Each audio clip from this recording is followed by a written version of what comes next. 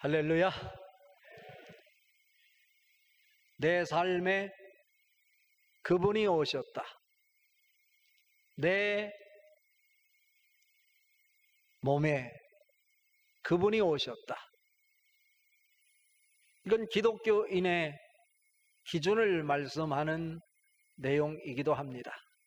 성령 강림 주일 그리고 삼위일체 주일을 지나면서 저는 6월달 성령님이 우리 속에 어떻게 역사하시고 계시는지 같이 살펴보며 은혜를 나누려고 합니다.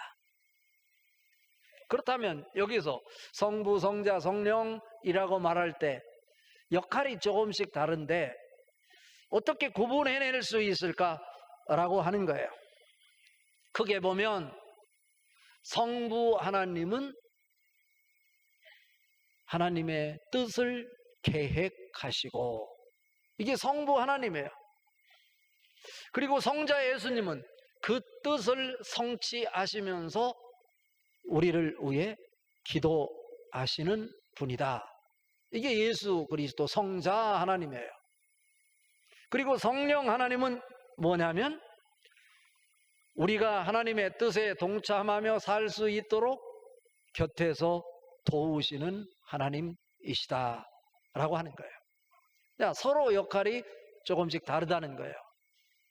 우리 한 사람 한 사람을 향해서 하나님께서는 뜻을 가지시고 또 우리 한 사람 한 사람을 통해서 이루시려고 하는 하나님의 꿈이 계신데 그 뜻을 계획하시는 분은 성부 아버지십니다. 그리고 그 뜻을 성취하시며 우리를 위해 기도하시는 분, 하나님의 뜻, 아버지의 뜻을 성취하신 분이 누굽니까? 예수님이죠. 성취하시면서 그 뜻을 위해서 기도하시는 하나님, 성자 하나님이세요. 그 하나님의 뜻에 동참하며 살도록 우리를 돕고 계시는 분, 그분이 성령 하나님이십니다. 우리는 여러 가지로 부족합니다. 능력도 없습니다. 제한된 세계 속에서 제한된 삶을 살아가는 것이 우리들입니다. 그런데 오늘 예수님께서는 삼위일체 하나님에 대해서 말씀하십니다. 오늘 읽은 14절에 보면 내 이름으로 무엇이든지 내게 구하면 내가 행하리라 말씀하십니다. 우리가 할 일은 기도하는 일이에요. 기도하면 성자 하나님이신 예수 그리스도께서 그 일을 하시겠다고 말씀하십니다. 이것이 우리 기독교인들에게 있어서 신앙의 어떤 원리, 하나님의 일하시는 방식이라고 할 수 있는데, 우리는 내가 무엇을 한다고 생각하는데 내가 무엇을 하는 것이 아니라 예수 그리스도께서 성령님을 통해서 나와 함께 하십니다. 자, 더 구체적으로 오늘 말씀을 통해 살펴보려고 해요. 내 삶에 그분이 오셨습니다. 자, 첫 번째로 성령님은 인격체로 우리와 함께 하시는 하나님이십니다. 자, 오늘 읽은 말씀 중에 16절 말씀 같이 읽어봅니다. 내가 아버지께 구하겠으니 그가 또 다른 보혜사를 너희에게 주사 영원토록 너희와 함께 있게 하리니. 지금 예수님이 누구에게 구하는 장면이냐면 성부이신 하나님께 구하는 장면이에요. 그런데 성자 예수님이 성부 하나님께 구하는 기도의 내용이 뭐냐면 또 다른 보혜사를 너희에게 보내사. 다시 말하면 예수님의 제자를 중심으로 한 이 땅에 있는 사람들에게 성령님을, 보혜사 성령님을 보내달라고 아버지 하나님께 기도하는 장면입니다. 자, 여기서 우리에게 또 다른 보혜사라고 한 것은 뭐냐면 결국 예수님이 십자가에 못 박혀 돌아가셨다가 3일 만에 살아나시고 또 승천하셨어요. 그리고 보혜사를 보내주시겠다고 그랬어요. 이 보혜사는 예수님의 영을 이야기하는 거예요. 그래서 성경에서는 하나님의 영, 또 예수님의 영, 이라고 이름을 붙이는 것이 보혜사라고 하는 것입니다. 그런데 그분이 우리 속에 오셔서 우리가 예수님을 믿을 때 말씀을 통해 우리 속에 들어오셔서 우리를 돕는 자로 존재하시는 하나님이십니다. 자, 그래서 마태복음 28장 20절에 보면 뭐라고 말씀하고 있냐면 이렇게 말씀하고 있어요. 내가 너희에게 분부한 모든 것을 가르쳐 지키게 하라. 볼지어다 내가 세상 끝날까지 너희와 항상 함께 있으리라 하시니라. 예수님은 제자들을 떠나시지만 예수님께서 제자들을 떠남으로 인해서 또 다른 보혜사를 제자들에게 보내주실 것인데 그 보혜사는 그들을 떠나지 않고 그들을 돕는 자로 제자들과 함께 하시겠다. 그런데 이것은 제자들에게만 주신 말씀이 아니라 모든 만국 백성에게 주신 말씀이라는 거예요. 너희는 모든 족속으로 제자를 삼아 아버지와 아들과 성령의 이름으로 세례를 베풀고 라고 말씀하고 있어요. 이 말씀은 우리에게도 주신 말씀인 거예요. 우리가 부름을 받고 구원의 자리로 나가는 과정 속에 우리에게 나타나는 이런 신학적인 용어가 있어요. 이것이 오늘 말씀과 연관해서 성령 인침, 그리고 성령 세례, 그리고 또 하나는 성령 충만이라고 하는 거예요. 자, 예수 그리스도의 보혈의 피로 구원을 받은 우리가 예수님을 믿을 때 말씀을 통해서 성령님이 우리 속에 들어오시는 거예요. 들어오시는 거예요. 성령님이 우리 속에 예수님을 믿을 때 들어오시는데 동시에 일어나는 사건이 뭐냐면 하나님을 우리의 아버지라고 부르게 되는 순간이에요. 하나님의 자녀가 되어 하나님을 아버지라고 부를 때 바로 성령 인침이 만들어지는 거예요. 성령이 내게 들어오신다고 그랬잖아요. 언제요? 내가 예수 그리스도의 보혈을 통해 구원을 받을 때 하나님의 자녀가 되어 성부 하나님을 아버지로 부를 수 있을 때 하나님께서 하나님을 아버지라고 부르는 사람들에게 도장을 찍어주는 것, 이것을 성령 인침이라고 하는 거예요. 이것을 영어로 표현하면 sealed with the Holy Spirit 이라고 그래요. 고대 사이에서 노예를 팔고 살 때 주인이 노예를 사고 나서 이 노예는 내 소유다라고 해서 인도로 이마에 이렇게 표시를 하잖아요. 이것을 인친다라고 하는 거죠. 외국의 대학에 가서 이런 졸업 증서를 뗄 때 그냥 사인하지 않고 거기에다가 이 철인을 찍어주잖아요.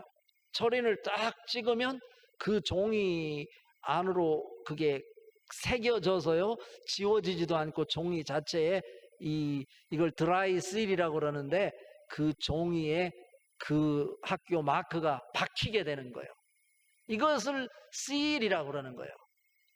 그런데 그 실을 어떻게 무엇으로? with the Holy Spirit, 성령으로 그런 표시를 해준다. 그런데 이 표시는 언제?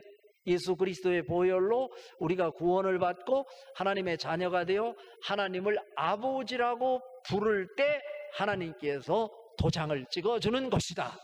뭐라고?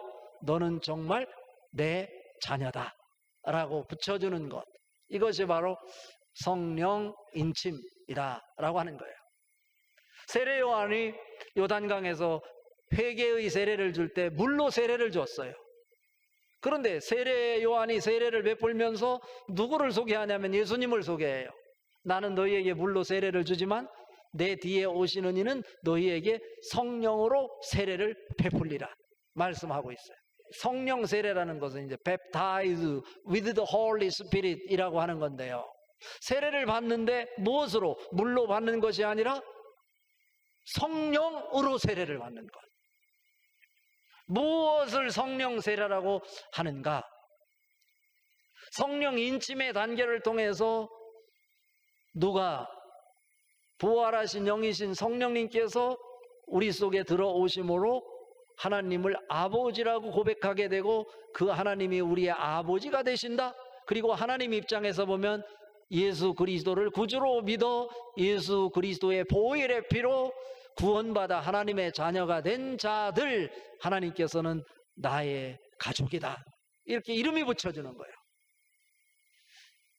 그럴 때 비로소 뭐냐면 하나님께서 성령 인침을 통해 도장을 찍어줄 때 동시에 만들어지는 것이 있는데, 그게 뭐냐면 성령 하나님께서 우리 속에 들어오셔서 거할 수 있는 집이 만들어진다는 거예요. 이제 두 번째 단계로 성령 세례를 받는다는 것은 다른 것이 아니라 성령 인침을 통해 이 부활의 영께서 성령님으로 우리 속에 들어와 그 성령님이 거하시는 집에 머물러 계신데, 그냥 머물러 계시는 것이 아니라 그분이 인격체로 내가 경험되어지는 단계를 성령 세례를 받았다 하는 거예요. Filled with the Holy Spirit 이라고 하는데, 가득 채워졌다는 거예요. 무엇으로요? 그분이 내 속에 들어와 사시는데 그분이 통치하는 영역이 한 부분만 통치하고 다스리는 것이 아니라 내 삶 전체를 송두리째 다 다스리고 통치해서 내 모습은 없고 오직 그분이 온통 내 삶을 주도하고 통치하고 다스리는 상태, 이런 상태를 성령 충만이라고 하는 것입니다. 오늘 다시 한번 우리가 성령을 생각하면서 오순절 사건을 지내면서 삼위일체주의를 보내면서 다시 한번 확인할 것이, 나에겐 정말 예수 그리스도의 보혈의 피를 통해서 구원받았다는 증거로 하나님을 아버지라고 고백하고 있는지, 그러한 고백이 있을 때 하나님께서 우리에게 성령으로 도장을 찍어주는데, 그 성령 인침의 단계를 거쳐서 내 속에 들어와 계신 그분이 내가 예수 그리스도를 구주로 고백함으로 하나님의 자녀가 되므로 성령님이 거하실 수 있는 성령의 집을 만들어 그분이 내 속에 들어와서 인격적으로 살고 계시는 것이 내가 느껴지고 경험되고 체험되고 있는 성령 세례를 통해 그분만이 온전히 나를 다스려 주시옵소서, 이러한 성령 충만의 상태에 도달했는지 한번 되돌아다 볼 수 있기를 바랍니다. 자, 그렇다면 두 번째로 성령님은 보혜사로서 우리를 도우시며 비전을 보게 하신다라고 하는 거예요. 단순히 우리를 돕는 것으로 끝나는 것이 아니고 우리 속에서 하나님의 뜻이 무엇인지, 하나님이 나를 통해서 이루시려고 하는 비전이 무엇인지 그 비전을 볼 수 있도록 만들어 주신다는 거죠. 오늘 읽은 말씀 17절 18절 같이 한번 읽어봅니다. 그는 진리의 영이라 세상은 능히 그를 받지 못하나니 이는 그를 보지도 못하고 알지도 못함이라. 그러나 너희는 그를 아나니 그는 너희와 함께 계시며 또 너희 속에 계시겠습니다. 18절 내가 너희를 고아와 같이 버려두지 아니하고 너희에게 오리라. 아멘입니다. 여기서 보혜사 바라클레토스라고 그랬어요. 이것은 원래 수동적 의미를 가졌어요. 돕기 위해 부름을 받은 자라는 뜻이에요.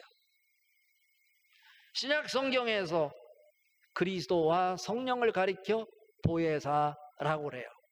그런데 여러 성경에 보니까요, 이 보혜사가 무엇하는 하나님이신가 라고 말할 때요, 어떤 성경에서는 헬퍼라고 해서 돕는 자라고 표현하고 있고, 어느 성경에서는 뭐라고 얘기하고 있냐면 상담자, 그래서 카운셀러라고 이야기하고 있고, 또 어떤 성경에서는 위로자라고 얘기해요. 그래서 컴포터라고 하는 단어를 쓰기도 하고요, 그리고 중재자, 중보자라고 하는 단어를 써요.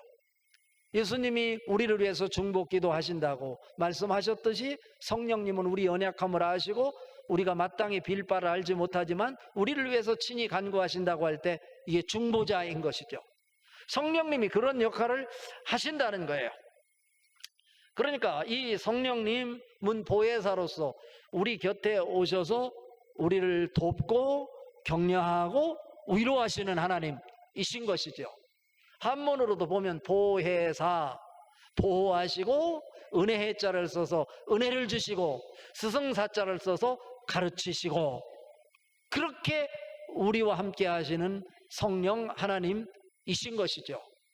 그 성령 하나님이 여러분을 도와줄 때 여러분은 환경을 극복하고, 또 동시에 그분이 여러분과 소통이 이루어질 때 그분을 통해서 아하, 하나님이 나에게 보여주시는 비전이 무엇인지 보게 되는 거예요. 요엘 선지자를 통해서 이미 예언하셨잖아요. 그 후에로 시작해요. 요엘서 2장 28절에 보면 그 후에, 사도행전 2장 17절 18절에 요엘서 이 말씀을 인용하는 것인데, 말세에, 마지막 날에 이렇게 이야기하는 거예요. 그것은 결국 무엇을 얘기하냐면 보혜사 성령님이 우리에게 오시면 어떤 일이 일어나냐면, 내가 나의 영을 모든 사람에게 부어주리니 너희 자녀들이 예언할 것이요, 젊은이들은 이상을 보고 늙은이들은 꿈을 꾸리라. 그때 내가 내 영을 남종과 여종에게 부어주리니 그들이 예언할 것이요. 상상을 초월하는 일들이 일어나는 거예요. 성령님이 오시면 그것은 무엇을 얘기하는 건가요? 미래를 얘기하는 거예요. 미래라고 하는 것은 내일에 있을 어떤 일을 보여준다는 것이 아니라 하나님의 뜻이 무엇인지, 하나님께서 이루시려고 하는 비전이 무엇인지를 보여준다는 얘기예요. 그러니까 성령님이 우리 속에 와 계시는 것이, 그분이 내 속에서 사시는 것이 인격적으로 경험이 되고 체험이 되는 사람에게는 그 성령님을 통해서 하나님이 나를 통해 이루시려고 하는 비전을 볼 수 있게 되는 것입니다. 그 비전이 여러분에게 선명하게 보여질 수 있기를 바랍니다. 예수님이 말씀하시잖아요. 우리가 힘들어하고 있을 때 오늘 읽은 18절 말씀에 내가 너희를 고아와 같이 버려두지 아니하고 너희에게로 오리라 말씀하고 있어요. 현대인들을 가리켜서 요즘에 고독과 불안 가운데 살아가는 사람이라고 얘기합니다. 심리학자에 의하면 이런 상태를 군종 속의 고독, 또 고아 의식을 갖고 살아가는 사람이라고 그래요.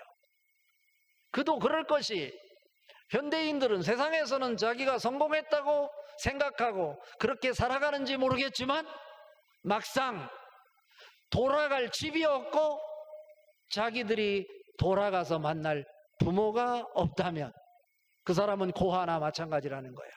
반면에 우리는 어떻습니까? 우리는 가진 것이 없지만, 세상적으로 자랑할 것이 없지만 우리는 돌아갈 고향에 있는 사람이에요. 우리에게는 예수 그리스도를 믿는 사람은 영원히 죽지 않는 아버지가 하나님으로 계십니다. 그러니까 우리를 기다리시는 아버지 하나님이 계시는 거죠. 그러니까 우리는 어떤 상황 속에서도 고아가 아닌 거예요. 고향이 있는 거예요. 그래서 이사야 41장 10절에 말씀합니다. 두려워하지 말라, 내가 너와 함께함이니라. 놀라지 말라, 나는 내 하나님이 됨이니라. 내가 너를 굳세게 하리라. 참으로 너를 도와주리라. 참으로 나의 의로운 오른손으로 너를 붙들리라 말씀하고 있고요. 예수님이 제자들이 자신을 배신하고 도망가는 상황 속에서 사람들은 예수님이 홀로 고독하게 있는 줄 알았지만, 예수님 요한복음 16장 32절에서 이렇게 말씀합니다. 보라, 너희가 다 각각 제 곳으로 흩어지고 나를 혼자 둘 때가 오나니 벌써 왔도다.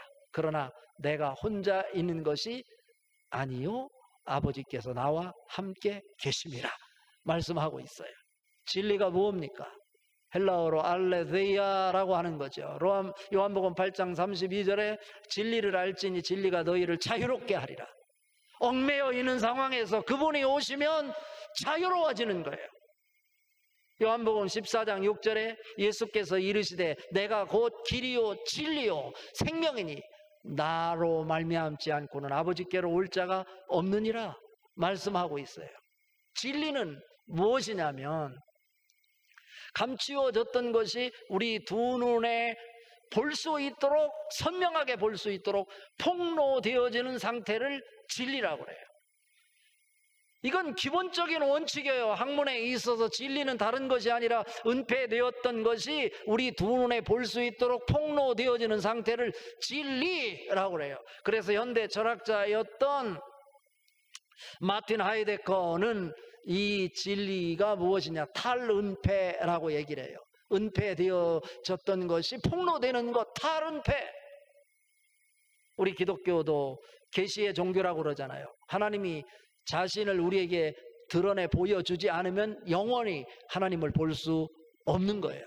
그런데 예수님께서 십자가에 못 박혀 죽으실 때 온 세계를 어두움으로 가득 채우셨고, 그때 천둥 번개와 함께 일어난 사건이 뭡니까? 성전에 하나님이 계시다고 하는 지성소와 성소 사이에 휘장을 쳐놨는데 그 휘장이 위에서 아래로 그냥 한순간에 쫙 찢어져서 무엇이 폭로된 거예요? 하나님의 임재를 상징하는 지성소, 법궤가 있는 곳이 누구나 볼 수 있도록 폭로가 된 거예요. 이것이 진리인 거예요. 이것을 누가 소개하신 거예요? 예수님이 소개하셨어요. 예수님이 그곳에 계신 하나님이세요. 하나님이 예수님을 통해서 우리에게 폭로된 것, 이것이 진리란 말이에요. 히브리어로 에메트라고 하는데, 에메트는 확고한 것, 불변성, 그리고 확실성이라는 뜻이에요. 진리는 무엇에 의해서 변화가 있는 것이 아니라 그 자체로 확고부동한 것, 확실한 것, 변화가 없는 것, 그건 숨겨져 있는 것인데 우리 눈에 폭로가 되어져 보여질 때 진리가 되는 거예요. 진리는 오직 하나님 한 분밖에 없습니다. 그런데 예수님을 통해서 진리가 무엇인지 성령님을 통해 우리로 하여금 보게 만들어 주셨어요. 그렇다면 우리가 해야 될 일이 이제 생긴 거잖아요. 세상 사람들은 진리를 볼 수도 없고 알 수도 없지만 너희는 진리를 보고 알 수 있다. 왜냐하면 내가 살아있고 너희가 살아있기 때문이다. 오늘 말씀이에요. 성령 하나님은 어디서 살아계신 거예요? 예수 그리스도의 보혈을 통해서 그 예수 그리스도를 구주로 믿는 사람들 속에 성령의 집을 짓고 그곳에 와서 살고 계시는 거예요. 우리도 그분을 믿음으로 인해서 영원히 죽지 않는 생명을 가졌으니 그곳에 계신 분도 생명이요, 나도 생명이요, 그분도 인격이요, 나도 인격이요, 생명과 생명이 만나고 인격과 인격이 만나니 그분을 볼 수 있고 그분을 알 수 있는 거예요. 그리고 그분을 통해서 하나님의 비전을 보여주니 그 비전을 보고 우리가 할 일이 무엇인지 알 수 있고 해야 될 일이 무엇인지 이제 우리가 방향을 잡게 된 것 아니겠습니까? 여러분, 무엇을 보고 계십니까? 무엇이 보이십니까? 결론은 이런 거예요. 성령님은 하나님이 주시는 비전으로 새로운 세계를 그리며 살도록 만드신다. 오늘 19절 20절 같이 한번 읽어봅니다. 조금 있으면 세상은 다시 나를 보지 못할 것이로되 너희는 나를 보리니 이는 내가 살아있고 너희도 살아있겠음이라. 그 날에는 내가 아버지 안에, 너희가 내 안에, 내가 너희 안에 있는 것을 너희가 알리라. 이제는 서로가 서로 안에 있기 때문에 하나가 된 거예요. 예수님은 하나님 안에 계시고 하나님은 예수님 안에 계시고 예수님은 또 우리 안에 계시고 우리는 예수님 안에 계시고 이러한 하나가 된 것을 그날에는 우리가 보게 될 것이다. 놀랍지 않습니까? 성령님은 하나님이 주시는 비전으로 새로운 세계를 그리며 살 수 있도록 했어요. 다시 말하면 성령님을 통해서 나를 통해 이루시려고 하는 비전이 무엇인지 보이니까 그 비전을 그리면서 하나님이 하실 것입니다. 내가 할 일이 있습니다. 하나님 생각과 내 생각이 하나가 되어 하나님의 비전을 향해 달려가는 모습이 우리 속에 있어질 때 그 사람을 가리켜서 성령의 사람이라고 하는 거예요. 성령의 9가지 열매가 주렁주렁 맺혀지는 거죠. 갈라디아서 5장 22절 23절에 보면 오직 성령의 열매는 사랑과 희락과 화평과 오래 참음과 자비와 양선과 충성과 온유와 절제니 이 같은 것을 금지할 법이 없느니라 말씀하고 있어요. 여러분 속에 그러한 역사가 끊임없이 매 순간에 일어날 수 있기를 바랍니다. 그럴 때 그 사람은 기쁨이 있고 감사가 있고 하나님의 은혜를 보게 되고 하나님 은혜를 하나님의 은혜로 인정하며 감사하는 인생을 살아갈 수 있는 거예요. 이 은혜를 기억하고 감사할 줄 아는 성도, 이것은 그분의 그 사람 속에 성령님이 사시면 그 은혜가 무엇인지 우리에게 깨닫게 해준다는 거예요. 하나님 은혜를 입었으니 하나님 은혜를 회복하는 것은 감사를 회복하는 길밖에 없어요. 하나님의 은혜에 감사하며 살 수 있는 하나님의 자녀, 성령 세례를 받고 성령 충만한 기쁨이 넘치는 행복한 사람들, 하나님이 나를 웃게 하시니 듣는 자가 다 나와 함께 웃으리로다. 빌립보서 1장 6절에 너희 안에서 착한 일을 시작하시니가 그리스도 예수의 날까지 이루실 줄을 우리는 확신하노라. 이런 성경 말씀이 여러분들에게 속속히 성령의 음성으로 들려질 수 있기를 바랍니다.